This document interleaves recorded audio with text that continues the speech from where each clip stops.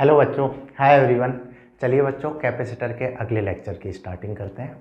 तो देखिए, अभी तक हमने डिस्कस किया है मीनिंग ऑफ कैपेसिटर क्या है, कैपेसिटर कैसे यूज में लेते हैं और कैपेसिटर की प्रॉपर्टी कैपेसिटेंस क्या होती है। उसके बाद फिर मैंने आपको बताया कि कैपेसिटेंस कौन से फैक्टर्स पे डिपेंड करेगा, किन पर डिपेंड नहीं करेगा और किस किस टाइप के हमारे कैपेसिटर फॉर्म हो सकते हैं। जिसमें हमने डिस्कस किया है स्फेरिकल कैपेसिटर, जिसमें मैंने 3 टाइप के आपको स्फेरिकल कैपेसिटर बताए। After then parallel plate capacitor, और पैरेलल प्लेट में हमने डिस्कस किया कि एरिया में अगर मैं चेंज करूंगा तो कैपेसिटेंस में चेंज होगा, सेपरेशन डिस्टेंस में चेंज करूंगा तो भी कैपेसिटेंस में चेंज होगा, और अगर मैं मीडियम में चेंज करूंगा तो भी कैपेसिटेंस में चेंज होगा। क्लियर? तो ये अभी तक हमने जो भी डिस्कस किया था ये था बेसिक ऑफ कैपेसिटर। अब बातचीत करते हैं हमारे अगले टॉपिक की, that is combination of capacitor. तो देखिए बच्चों, now the next topic is combination of capacitor.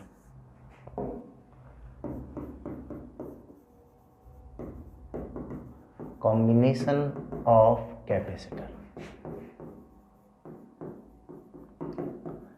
और ये टॉपिक जो है बच्चों ये एकदम सिमिलर है कॉम्बिनेशन ऑफ रजिस्टर की तरह। जैसे मैंने आपको रजिस्टर का कॉम्बिनेशन पढ़ाया था, सेम हमारा कैपेसिटर का कॉम्बिनेशन डिफाइन होता है। वहाँ पर भी हमने 2 टाइप के कॉम्बिनेशन पढ़े थे, first is series combination and second is parallel combination. यहाँ पर भी हमारे वही सेम सीरीज और पैरेलल कॉम्बिनेशन होते हैं, जिनसे हम फाइनली बनाने वाले हैं मिक्स ग्रुपिंग, मतलब कि सीरीज और पैरेलल की फिर हम मिक्सिंग कर देते हैं। और जो भी टाइप ऑफ प्रॉब्लम है वो भी हमारी सेम फ्रेम होती है, उसमें भी कोई डिफरेंस नहीं है। क्लियर? तो स्टार्ट करते हैं बच्चों। पहला, first of all series combination. First topic ले लेते हैं हमारा सीरीज कॉम्बिनेशन। देखो बच्चों, अगर मैं सीरीज कॉम्बिनेशन की बात करूं तो मैंने आपको बताया था कि when one end are connected then the combination is called series combination, और इवन आपने ये रजिस्टर में भी पढ़ा था। सेम कैपेसिटर के लिए अगर मैं बात करता हूँ, मान लो ये कैपेसिटर है, इसकी 2 प्लेट्स हैं। when one plate are connected then the combination is called series combination। अगर इनकी आपस में ऐसे एक एक प्लेट कनेक्टेड है, that type of combination is called series combination। कि लेट्स से ये प्लेट इसकी पॉजिटिव है, ये नेगेटिव है, ये वाली प्लेट इसकी पॉजिटिव है, ये नेगेटिव है, सेम ये प्लेट पॉजिटिव, ये नेगेटिव है। Clear? So here negative plate of first capacitor is connected to the positive plate of second capacitor. In same way negative plate of second capacitor is connected to positive plate of third capacitor. तो अगर आपस में एक एक plate connected है then that type of combination is called series combination. आ रही है बात समझ में? ये तो आपने पढ़ भी रखा है। अब देखिए पॉइंट क्या है। लेट्स से मैं बोल देता हूँ ये तीनों कैपेसिटर को मैंने एक बैटरी से कनेक्ट कर दिया, और अब मैं इनको कन्वर्ट करना चाह रहा हूँ बेटा एक सिंगल कैपेसिटर में, कि इसका नेट इक्विवेलेंट क्या होगा, सी इक्विवेलेंट क्या होगा, हमें ये निकालना है। तो इसे कैसे निकाला जाए? देखो बच्चों, अगर मैं यहाँ पर चेक करता हूँ तो ये जो कैपेसिटर्स हैं, इन कैपेसिटर में मैंने आपको रजिस्टर में भी पढ़ाया था कि यहाँ बैटरी से करंट और चार्ज फ्लो होगा, और अगर सीरीज में कनेक्टेड है तो सेम करंट फ्लो होता है, डेट मीन्स सीरीज में सेम चार्ज जाएगा। जो बात रजिस्टर में फॉलो हुई थी वो यहाँ पर फॉलो होती है, ईच कैपेसिटर पर सेम चार्ज आएगा, बट आने वाला पोटेंशियल डिफरेंस होगा। जो पोटेंशियल होगा वो डिफरेंट होगा, लेकिन जो चार्ज होगा वो सेम रहेगा। अरे बात समझ में? सेम जैसे रजिस्टर को हमने सीरीज में कनेक्ट किया था तो करंट सेम था बट पोटेंशियल डिफरेंट था। यहाँ पर भी सीरीज में कैपेसिटर अगर कनेक्टेड है तो बेटा चार्ज सेम होगा, पोटेंशियल डिफरेंट होगा। और कितना होगा अगर मैं लिखता हूँ, लेट से पहले पे पोटेंशियल है V1, सेकंड पर V2 और थर्ड पर है V3। सेम ये 20 वोल्ट की बैटरी है तो इस पर पूरा आ जाएगा अपना V। क्लियर? तो आप यहाँ से रिजल्ट भी ड्राइव कर सकते हो। जैसे फर्स्ट पर लिखोगे Q equal to C1V1, second पर Q equal to C2V2, third पर लिखोगे आप Q equal to C3V3। In same way इस पर लिखोगे Q that is C equivalent multiplied by V। आ रही बात समझ में? चार्ज इन पर सेम है और चार्ज क्या होता है अपना CV। अब मैं यहाँ से लिखता हूँ बेटा, तो आप बोल सकते हो कि ये जो पोटेंशियल है ये तीनों पर डिवाइड हुआ है, V equal to V1 plus V2 plus V3। अगर मैं V की वैल्यू पुट करता हूँ तो यहाँ पर आएगा Q अपॉन सी इक्विवेलेंट, ये होगा Q upon C1, that is Q upon C2 and that is Q upon C3। Overall, I can say 1 upon C equivalent that is equal to 1 upon C1 plus 1 upon C2 plus 1 upon C3। Clear? कहने का मतलब क्या है, एक capacitors are connected in series then the equivalent capacitance that is equal to होगा this one opposite to the result of resistance. Resistance में ऐसा result parallel में आता था, लेकिन कैपेसिटर में ऐसा रिजल्ट सीरीज में होगा। तो सीरीज और रजिस्टर और कैपेसिटर के रिजल्ट आपस में अपोजिट हो जाते हैं, ठीक है। बट कॉन्सेप्ट जो है हमारा वो हमेशा सेम रहेगा कि सीरीज में सेम चार्ज और सेम करंट फ्लो होगा। कॉन्सेप्ट वही रहेगा। सर्किट की प्रॉब्लम जब आप सॉल्व करोगे तो यही चीज़ आपकी काम आने वाली है कि चार्ज जो है, करंट जो है वो सेम रहेगा, लेकिन इनके रिजल्ट रजिस्टर से उल्टे हो जाएंगे। आ रही है बात समझ में? और किस पर कितना ज़्यादा पोटेंशियल आएगा ये बात डिपेंड करेगी कैपेसिटेंस पर। जिसका जितना कम कैपेसिटेंस होगा उतना ज़्यादा पोटेंशियल आएगा, क्योंकि चार्ज को सेम मेंटेन करना है। आ रही बात समझ में? तो इसमें तो ऐसा कुछ सोचने का नहीं है, मैं डायरेक्ट भी आपको रिजल्ट लिखा सकता था, एक बार डेरिवेशन बस आपको बताया है ताकि आप कॉन्सेप्ट समझ पाओ। तो अगर कैपेसिटर सीरीज में है, सीरीज मतलब क्या है, ये हमने रेजिस्टेंस में काफ़ी अच्छे से डिस्कस किया है, काफ़ी सारे क्वेश्चंस भी किए हैं। तो अगर ये सीरीज में है तो नेट सी इक्विवेलेंट होगा दिस वन। कॉपी कर लो इसे, that is a series combination of capacitors.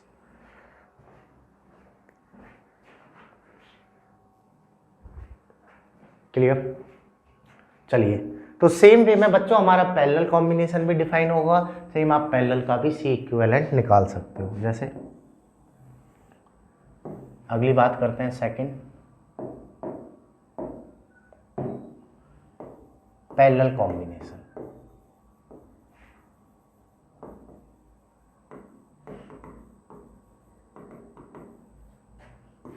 देखो बच्चों, पैरेलल कॉम्बिनेशन चेक करते हैं। मैंने बोला है कि रजिस्टर में रजिस्टर्स पैरेलल में होंगे अगर उनके दोनों एंड आपस में कनेक्टेड हो। सेम कैपेसिटर्स पैरेलल में कनेक्टेड होंगे अगर इनकी दोनों प्लेट्स आपस में कनेक्टेड हो। अगर बेटा मैं इन तीन कैपेसिटर्स की बात करूं तो इन तीनों की प्लेट्स आपस में कनेक्टेड है, सो we can say they are connected in parallel. और इनको मैंने एक बैटरी से कनेक्ट कर दिया। आपको इन तीनों कैपेसिटर्स को कन्वर्ट करना है एक सिंगल कैपेसिटर में। आपको निकालना है इसका नेट कैपेसिटेंस क्या होगा, आपको इनका सी इक्विवेलेंट निकालना है। और लेट से मैं बोल देता हूँ कि इसका कैपेसिटेंस है C1, इसका है C2 और इसका है अपना C3। तो आपको बताना है कि इनका नेट कैपेसिटेंस क्या होगा। क्लियर? देखो बच्चों, आपने पैरेलल कॉम्बिनेशन ऑफ रेजिस्टेंस में पढ़ा था कि अगर रजिस्टर पैरेलल में है तो उन पर आने वाला पोटेंशियल सेम होगा जबकि करंट अलग होगी। अगर मैं यहाँ भी चेक करूँ, लेट से इससे Q चार्ज फ्लो हो रहा है, तो ये चार्ज Q अपना ऊपर जा रहा है। अब Q के पास जाने के लिए तीन रास्ते हैं, इसमें चला जाता है Q1, इसमें चला जाएगा Q2, इसमें चला जाएगा Q3। तीन रास्ते हैं तो तीनों रास्तों में चार्ज क्या हो जाएगा, डिवाइड। तो यहाँ से पहला पॉइंट तो निकल के आ गया कि इन पर चार्ज सेम नहीं होगा। दैट मीन्स पैरेलल में चार्ज तो क्या होगा बेटा, डिफरेंट। पैरेलल कॉम्बिनेशन में चार्ज तो डिफरेंट होगा। और अगर पोटेंशियल की बात करूं तो अब तो आपने नोडल मेथड भी पढ़ रखा है, ये दोनों एक ही पॉइंट पर कनेक्टेड है सारे कैपेसिटर, तो सभी पर आने वाला पोटेंशियल सेम होगा। और वो कितना होगा, V। सेम इस पर भी आने वाला पोटेंशियल कितना होगा, V। बस यहाँ पर चार्ज पूरा की पूरा आ जाएगा। ठीक है, तो मैं बोल दूंगा कि पोटेंशियल तो इन पर सेम होने वाला है, लेकिन यहाँ पर चार्ज क्या होगा, डिफरेंट। पोटेंशियल सभी पर सेम होगा बट यहाँ पर होने वाला चार्ज जो है वो डिफरेंट होगा। आई बात समझ में? क्लियर? कि पोटेंशियल तो इन पर सर सेम है लेकिन चार्ज जो है वो यहाँ पर डिफरेंट है। अब इसका बेटा सी इक्विवेलेंट अगर आप निकालते हो तो मैं बोल सकता हूँ यहाँ पर जैसे अगर मैं पहले कैपेसिटर के लिए लिखता हूँ Q1 that is equal to होगा C1V, दूसरे के लिए लिखोगे तो ये आएगा C2V, तीसरे के लिए लिखोगे तो ये आएगा आपका C3V, सेम इसके लिए लिखोगे तो Q इक्वल टू आएगा आपका C equivalent multiplied by V। आ रही बात समझ में? यहाँ पर पूरा चार्ज क्या हो रहा है बेटा, डिवाइड हो रहा है, तो मैं बोल सकता हूँ Q that is equal to होगा आपका Q1 plus Q2 plus Q3। तो आप यहाँ से लिख सकते हो Q डेट इज, Q की वैल्यू तो अपनी कितनी है, Q that is equal to तो है C equivalent multiplied by V, that is C1V, this one C2V and that is C3। और यहाँ से अगर आप इसे सॉल्व करोगे तो C equivalent that is equal to होगा C1 plus C2 plus C3।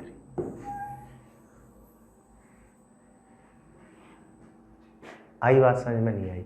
तो सीधा सा तरीका है कि अगर बेटा हमें कैपेसिटर पैरेलल में दिए जाएं तो इनका net capacitance that is equal to होने वाला है C1 plus C2 plus C3। Clear? इनका नेट कैपेसिटेंस क्या होगा, C1 plus C2 plus C3। तो रिजल्ट रेजिस्टेंस के अपोजिट हो गई, लेकिन कॉन्सेप्ट अब भी सेम है। अगर आप पूरा कॉन्सेप्ट देखोगे तो कॉन्सेप्ट सेम है, इस पे डिफरेंट चार्ज होगा, पोटेंशियल सेम होगा। रेजिस्टेंस में भी करंट डिफरेंट था लेकिन पोटेंशियल सेम था। लर्निंग ये निकल के आती है, पैरेलल में रिजल्ट में डायरेक्टली ऐड होना है और सीरीज में अपोजिट में ऐड करना। 1/C date is equal to होगा 1/C1 प्लस 1/C2। सीरीज में इस तरीके से ऐड होगा, पैरेलल में इस तरीके से होगा। बस इतनी सी लर्निंग है। और वैसे जो मेन कॉन्सेप्ट है ना वो ये है कि ये हमें याद रखना, और ये हमने करंट इलेक्ट्रिसिटी में भी समझा है। आ रही बात समझ में? चलो तो इसको भी कॉपी कर लो बेटा, पैरेलल कॉम्बिनेशन को। फिर इन पर हम बात करेंगे प्रॉब्लम्स की, कैसी प्रॉब्लम्स हमारी यहाँ पर बनाई जा सकती है। अलग अलग न्यूमेरिकल्स की भी हम यहाँ पर अब बातचीत करेंगे। लिख लो।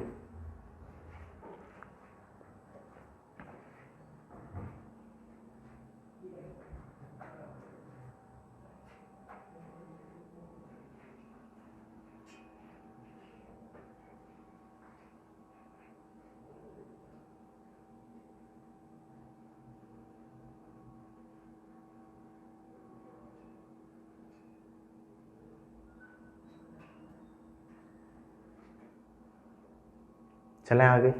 चलिए ऐसा क्वेश्चन ले लेते हैं इस पर।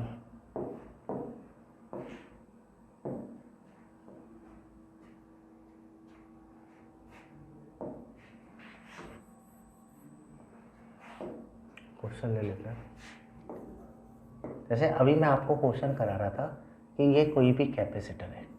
देखो बच्चों, पहले है ना थोड़ा सा हम इस टाइप की प्रॉब्लम ले लेते हैं कि ये कोई भी एक कैपेसिटर है। इसमें मैंने आधे में मीडियम फिल किया हुआ है K1 और आधे में मीडियम मैंने फिल किया हुआ है K2। क्लियर? आधे में मीडियम फिल कर दिया K1 और आधे में मीडियम फिल कर दिया K2। सेपरेशन इसका था D। ठीक है, प्लेट का एरिया है A। प्लेट का एरिया कितना है? A है। लेट से मैं बोल देता हूँ ये वाली लेंथ D/2 है और ये वाली लेंथ क्या आपकी D/2 है। क्लियर? अब आपको लिखना है इसका कैपेसिटेंस क्या होगा। तो लिखने का तरीका क्या था कि सर A एप्सिलॉन नॉट तो सेम रहेगा, जो वैक्यूम की लेंथ है वो सेम रहेगी, मीडियम की लेंथ को डाइलेक्ट्रिक कांस्टेंट से डिवाइड कर देना है। ये हमने पढ़ा था पैरेलल प्लेट कैपेसिटर वाले लेक्चर में। चलिए इसे मैं यहाँ पर अप्लाई करता हूँ। तो इसमें कहीं वैक्यूम तो है नहीं, पहली वाली लेंथ है D/2, तो ये आ जाएगा D/2 divided by dielectric constant K1। Clear?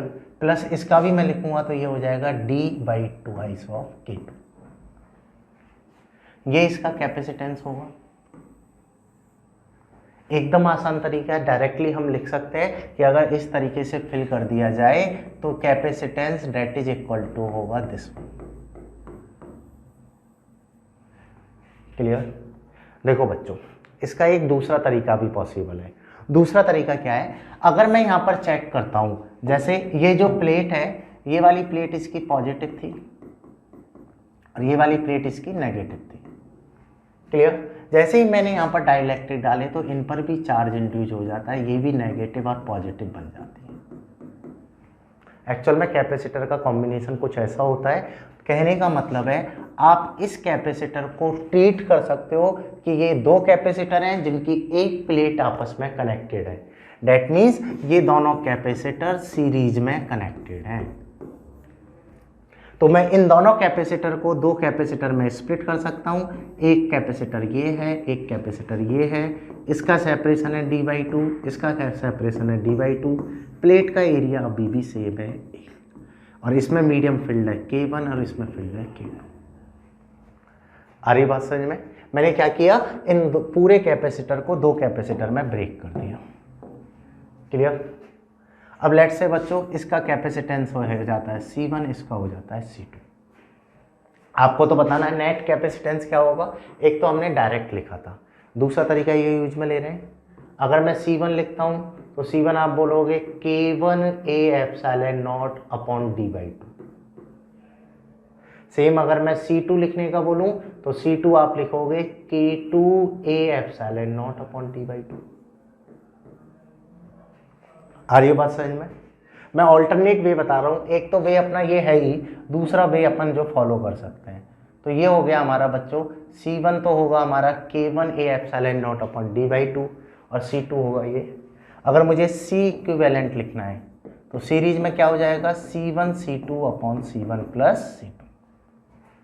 चलो वैल्यू पुट करते हैं। तो यहाँ पर बेटा ये है 2K1A/0/d multiplied by 2K2A/0/d upon 2K1A/0/d plus 2K2A/0/d। यह आएगा। यहाँ पर A/0/d कॉमन आके ये कट गया और 2 एक बार ये इस 2 को काट देंगे। क्लियर? तो रिजल्ट क्या बन के आ रहा है हमारा C equivalent that is equal to होगा हमारा twice of K1 K2 A/0/d K1 plus K2। Clear?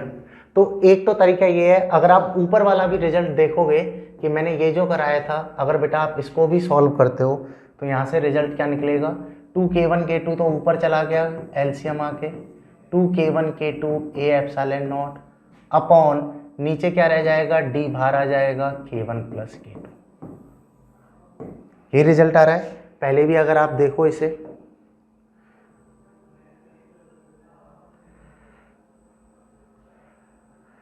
अगर आप दोनों रिजल्ट को कंपेयर करोगे तो वही सेम रिजल्ट है। क्लियर? तो कहने का मतलब क्या है कि अगर बेटा मैं यहाँ पर बातचीत करता हूँ कि इस तरीके से कैपेसिटर दिए जाएं तो आप इनको इस तरीके से भी सॉल्व कर सकते हो। एक तो ये अपना डायरेक्ट तरीका है, दूसरा इनको मैं सीरीज में भी स्प्लिट कर सकता हूँ। आई बात समझ में कि दूसरा हम इनको सीरीज में भी स्प्लिट कर सकते हैं। क्लियर? कोई डाउट यहाँ तक नहीं है? देखो ये तरीका मैंने बताया क्यों। एक्चुअल में जब मैं आपको मीडियम की प्रॉब्लम करा रहा था तो मैंने वर्टिकल ही मीडियम फिल किया था, हॉरिजॉन्टल फिल नहीं किया था। अगर आपने ये वाला तरीका सीख लिया तो अब हम हॉरिजॉन्टल मीडियम भी फिल कर पाएंगे। ठीक है? तो मेथड नंबर 2 ये भी पॉसिबल है, इनको इस तरीके से भी हम स्प्लिट कर सकते हैं। चलो इसे कॉपी करो। जैसे एक और क्वेश्चन यहाँ पर हम ऐड ऑन करते हैं, अगली प्रॉब्लम की बातचीत करते हैं।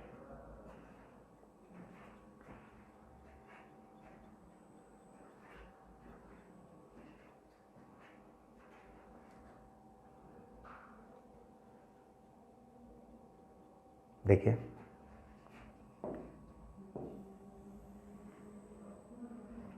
जैसे मैं नेक्स्ट प्रॉब्लम ले लेता हूँ। लेट्स से आपको बोला है बच्चों ये कोई भी एक कैपेसिटर है, यहाँ पर मीडियम फिल कर रखा है हमने K1 और इसमें फिल कर रखा है मैंने K2। क्लियर? इसमें डाल दिया मैंने K1, इसमें डाल दिया मैंने K2। आ रही बात समझ में? एरिया प्लेट का A है, सेपरेशन D है। आपको बताना है बेटा इसका C कितना होगा। अब देखो सर हमने तो वर्टिकल वाला पढ़ा था या कंप्लीट मीडियम वाला पढ़ा था। हॉरिजॉन्टल स्प्लिटिंग वाला क्वेश्चन हमने नहीं किया है। तो इस प्रॉब्लम को कैसे अटेम्प्ट करें? तो देखो बच्चों, अगर मैं यहाँ पर चेक करता हूँ तो आप इसको ऊपर वाले को एक कैपेसिटर मान सकते हो, नीचे वाले को हम एक कैपेसिटर मान सकते हैं। डेट मीन्स इस कैपेसिटर को मैं इस तरीके से लिख सकता हूँ, एक तो कैपेसिटर हमारा ये है और एक कैपेसिटर हमारा ये है। इसको दो कैपेसिटर में हम तोड़ सकते हैं। आ रही बात समझ में? इनको हम दो कैपेसिटर में तोड़ सकते हैं। एक तो कैपेसिटर ये है C1 का, एक ये है C2 का। इसमें तो पूरी तरह से K1 भरा हुआ है, इसमें पूरी तरह से K2 भरा हुआ है। और ये कैसे कनेक्टेड है? पैरेलल में, बिकॉज इनकी दोनों प्लेट आपस में कनेक्टेड है। और यहाँ पर सेपरेशन इसका भी D है और इसका भी D है। तो चेंज किस में हुआ? प्लेट आधी आधी हो गई तो एरिया आधा आधा हो गया। इसका एरिया A/2 और इसका भी A/2। आया समझ में कि अगर आप यहाँ पर देखोगे तो यहाँ पर प्लेट जो है ये आधी आधी हो रही है। अगर प्लेट आधी आधी हो गई तो इनका एरिया भी आधा आधा हो जाएगा। डेट मीन ये भी A/2 होगा, ये A/2 है। सेपरेशन इसका भी D रहने वाला है और इसका भी D रहने वाला है। इनमें कोई भी अंतर नहीं है। क्लियर? अब देखिए, अगर मैं यहाँ पे बच्चों C1 लिखता हूँ पहले कैपेसिटर का, तो मीडियम पूरी तरह फिल्ड है तो ये लिखोगे K1 upon multiplied by area. Area कितना है? A/2 multiplied by epsilon not into T। C1 आ गया। सेम अगर मैं C2 लिखता हूँ तो C2 क्या होगा? K2 A epsilon not upon 2D। C1 और C2 आ गए अपने। अगर मुझे C इक्विवेलेंट लिखना है तो ये क्या हो जाएगा? C1 plus C2। C equivalent क्या होगा अपना? C1 plus C2। और अगर मैं यहाँ वैल्यू डालूंगा तो ये होगा K1 A epsilon not upon 2D प्लस K2 A epsilon not upon 2D। यहाँ से आ जाएगा आपका C equivalent, that is A epsilon not upon 2D, तो कॉमन आ गया K1 प्लस K2। सिंपल। कहने का मतलब क्या है कि अगर आपको इस टाइप की प्रॉब्लम दी जाए कि जिसमें मीडियम को हॉरिजॉन्टली फिल करके दिया जाए, यहाँ पर मीडियम को आपको कैसे फिल करके दिया है? हॉरिजॉन्टली फिल करके दिया जाए, तो भी आप प्रॉब्लम को आसानी से अटेम्प्ट कर सकते हो। बस यहाँ पर ये चेक करोगे तो ये पैरेलल में कनेक्टेड है। आ रही बात सही में? हो गया मीडियम का ये वाला भी क्वेश्चन कि अगर हॉरिजॉन्टल फिल करके दिया जाए तो भी अटेम्प्ट कर सकते हैं, सीरीज वे में फिल करके दिया है तब तो एकदम आसान है ही। आ रही बात समझ में? चलो, तो इसे कॉपी कर लो, फिर अगली प्रॉब्लम और चेक करते हैं और कैसे मीडियम को फिल कर सकते हैं। नेक्स्ट प्रॉब्लम चेक करते हैं देन।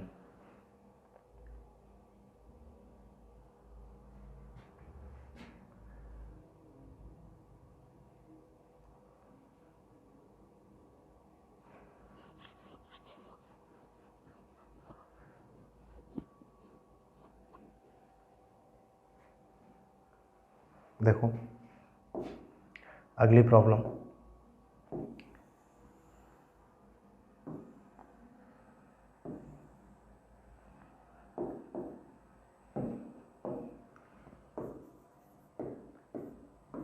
आपको बच्चों ये कोई भी एक कैपेसिटर दिया हुआ है, ठीक है। आपको बोला है यहाँ पर तो मीडियम फील्ड है K1, इसमें मीडियम फील्ड है K2 और इसमें फील्ड है K3। ये वाली लेंथ है D/2, ये वाली लेंथ है D/2।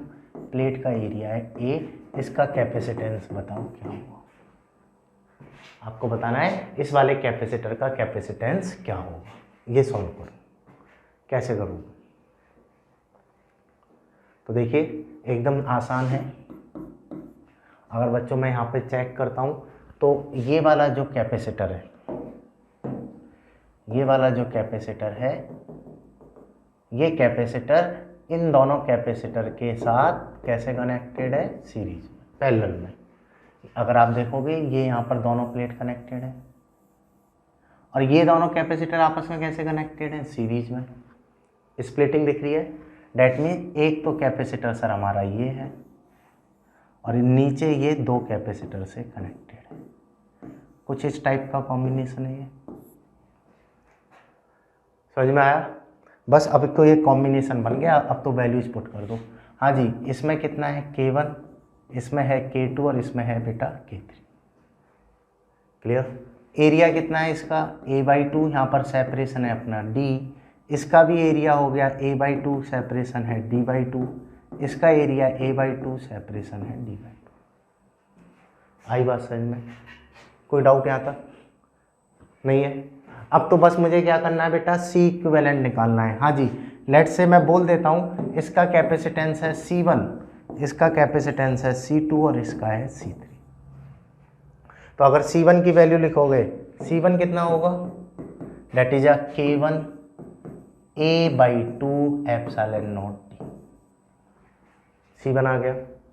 C2 लिखो बच्चों, C2 कितना है, तो K2 एरिया हो गया A/2, एप्सिलॉन नॉट डिस्टेंस है इसका D/2, 2 से 2 कैंसिल आउट हो जाएगा, तो ये आएगा K2 A epsilon not upon D। Clear? Same C3 लिखते हैं, तो C3 क्या हो जाएगा हमारा, K3 A epsilon not upon D। C3 कितना होगा, K3 A epsilon not upon D, A/2 और D/2 कट जाएंगे। आ रही बात समझ में?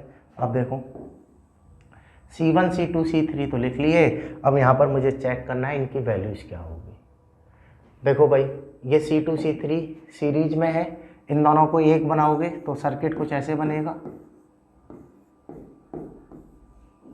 ये तो C1 है, इनको एक बनाया तो ये हो जाएगा C2 C3 upon C2 plus C3। अब ये दोनों पैरेलल में है, तो इनको अगर एक बनाओगे तो यहाँ से आएगा C इक्विवेलेंट, पैरेलल में क्या होंगे, डायरेक्टली ऐड हो जाएंगे, तो ये बनेगा C1 plus C2 C3 upon C2 plus C3। और C1 C2 C3 की हमारे पास वैल्यूज है, C1 C2 C3 की अपने पास क्या है, वैल्यूज हैं ऑलरेडी, तो यहाँ से ये अपना सॉल्व हो जाएगा। आई प्रॉब्लम समझ में? तो कैसी भी क्वेश्चन आपको दे दे, अगर आपने बेसिक अच्छे से समझा हुआ है तो आपको कहीं भी कोई भी दिक्कत नहीं आने वाली। क्लियर? चलो इसे भी आप कॉपी कर लो, ये हमारा बेटा सिंपल सा कॉन्सेप्ट है। ठीक है, अगर मैं यहाँ पे 4 भी कर देता तो भी आप सॉल्व कर लेते, 2 सीरीज और फिर पैरेलल हो जाते। ठीक है, तो मीडियम को तो आप कैसे भी फिल करके दे दे, आप हर टाइप की प्रॉब्लम को अटेम्प्ट कर सकते हो।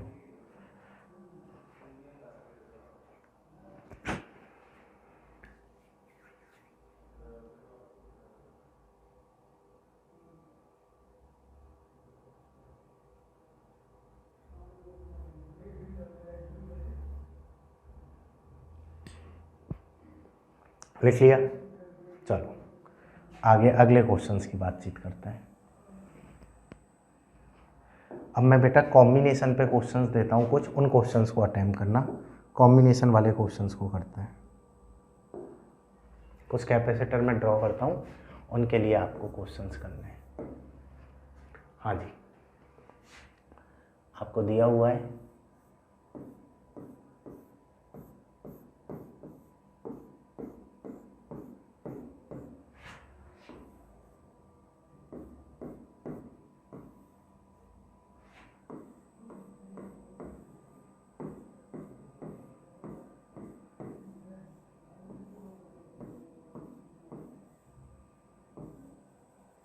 ये कोई भी एक सर्किट है। क्लियर? इसकी वैल्यू है C1, या वैल्यू सबकी अलग अलग ले लेते हैं। जैसे इसकी वैल्यू है अपनी C, इसकी भी वैल्यू है C, ये है 2C, ये है 2C, ये C, ये C, ये है 3C, ये है 3C और ये है 6C। ये A पॉइंट है, ये B पॉइंट है। आपको बताना है नेट कैपेसिटेंस क्या होगा। मैंने क्वेश्चंस आपको कॉम्बिनेशन पे ऑलरेडी करा रखे हैं, तो बहुत ज़्यादा हमें डिटेल में जाने की ज़रूरत नहीं है। अगली प्रॉब्लम है,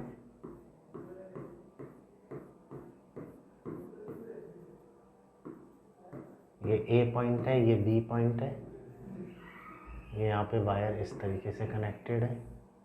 इसका कैपेसिटेंस C, ये C, ये C। इसमें आपको बताना है C इक्विवेलेंट क्या होगा। दोनों प्रॉब्लम को अटेम्प्ट करो। दोनों में आपको बताना है सी इक्विवेलेंट क्या होगा। सीरीज कॉम्बिनेशन और पैरेलल कॉम्बिनेशन आपने ऑलरेडी पढ़ रखा है, इसमें हमें ज़्यादा सोचने की ज़रूरत नहीं है। आपको ऑलरेडी पता है सीरीज की प्रॉब्लम को कैसे डील करना है, पैरेलल की प्रॉब्लम को कैसे डील करना है। अगर मैं ये सारी चीज़ें समराइज करूँ तो देखिए, सबसे पहले मैंने आपको बताया था सीरीज एंड पैरेलल। सबसे पहले तो आपको सीरीज एंड पैरेलल मेथड लगाना है। जहाँ सीरीज पैरेलल लग रहा है अच्छी बात है, अगर आप आइडेंटिफाई ना कर पाओ तो फिर आपको नोडल मेथड लगाना है, और नोडल से भी अगर आइडेंटिफाई नहीं हो रहा है तो फिर हमें व्हीटस्टोन चेक करना है, और अगर अपना व्हीटस्टोन भी नहीं लग रहा है तो हमें सिमेट्री चेक करनी है।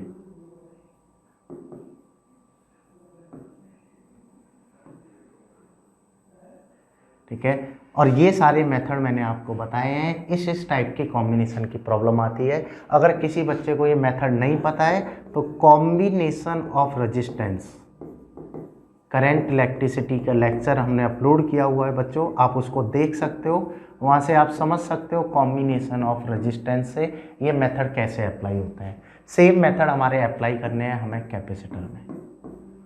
ठीक है, तो आप कॉम्बिनेशन से रिलेटेड कैपेसिटर की प्रॉब्लम अटेम्प्ट करना, उनसे रिलेटेड आप क्वेश्चंस करना। जितनी भी प्रॉब्लम है सेम, मैंने रेजिस्टेंस में आपको 10 to 15 टाइप्स ऑफ प्रॉब्लम्स कराई हैं, सारी सेम प्रॉब्लम मैं यहाँ पर कैपेसिटर में भी बना सकता हूँ, उनको भी आप अटेम्प्ट कर सकते हो। उनमें कोई न्यू लर्निंग आपको नहीं मिलने वाली। अगर आपको ये आता है तो आप इनको भी अटेम्प्ट कर सकते हो। क्लियर? तो बेटा जिनको ये नहीं आता है एक बार वो ये वीडियोज़ देख लेना, इससे वो अटेम्प्ट कर सकते हैं कि किस तरीके से इसे सॉल्व करना है। बाकी मैं इन दोनों के आंसर सब आपको बता देता हूँ क्या होगा। देखिए, जैसे अगर बेटा मैं यहाँ पे चेक करूँ ये दोनों कैसे कनेक्टेड है पैरेलल में, तो सी से क्या हो जाएगा 2C, तो ये तो मिट जाएगा अपना। ठीक है, और ये कितना बन जाएगा हमारा 2C। सेम ये दोनों कैसे कनेक्टेड हैं पैरेलल में, तो ये तो आपका मिट जाएगा और ये कितना हो जाएगा आपका 2C। आ रही बात समझ में? अब देखिए इन दोनों पॉइंट के बीच में निकालना है A और B। ये तीनों कैसे कनेक्टेड हैं सीरीज में, और ये तीनों कैसे कनेक्ट, ये चार कैसे हैं सीरीज में। तो इन तीनों को एक बना दोगे, इन तीनों को एक बनाओगे तो ये तो आपके मिट जाएंगे। क्लियर? और ये एक बन के आएगा 2C/3। आ रही बात समझ में? सेम ये आपके कैसे हैं बेटा सीरीज में, तो इन तीनों को भी आप एक बना दोगे। ये चारों कैसे हैं सीरीज में, इनको एक बनाओगे 1/C that is equal to 1/2C plus 1/3C plus 1/3C plus 1/6C। LCM कितना आ गया 6C, तो ये हो गया 3 + 2 + 2 + 1 that is equal to 1/C equivalent. तो यहाँ से C इक्विवेलेंट आ गया बेटा 6C/3 and 2 5, 5 and 3 8 that means 3C/4। Clear? कहने का मतलब क्या हुआ कि अगर मैं इन चारों को मिटाता हूँ तो इन चारों को मिटाने के बाद भी हमारा एक सर्किट बनेगा। अगर मैं इन चारों को मिटाता हूँ तो इनको मिटाकर हमारा एक कैपेसिटर बन जाएगा जिसका नेट इक्विवेलेंट कितना आएगा 3C/4। और अब ये दोनों पैरेलल में है तो इनको डायरेक्टली प्लस कर दो। क्लियर? बहुत बड़ी लर्निंग नहीं है, आसानी से कर सकते हो। ये क्वेश्चन मैंने आपको रेजिस्टेंस में कराया था, इसका आंसर आएगा आपका 3C, क्योंकि ये तीनों पैरेलल में है। नया सर्किट बनाना मैंने सिखाया था, जिनको ये नहीं आता वो वीडियोस को देख लेना, उनसे इनको आप आसानी से समझ सकते हो, सीख सकते हो। क्लियर? स्टिल अगर आपकी अब भी कोई क्वेरी है तो you can ask on our Telegram group, आप अपनी क्वेरीज वहाँ पर पोस्ट कर सकते हो। Clear? So thank you for watching this video. Now we'll continue next topic in next video. Thank you.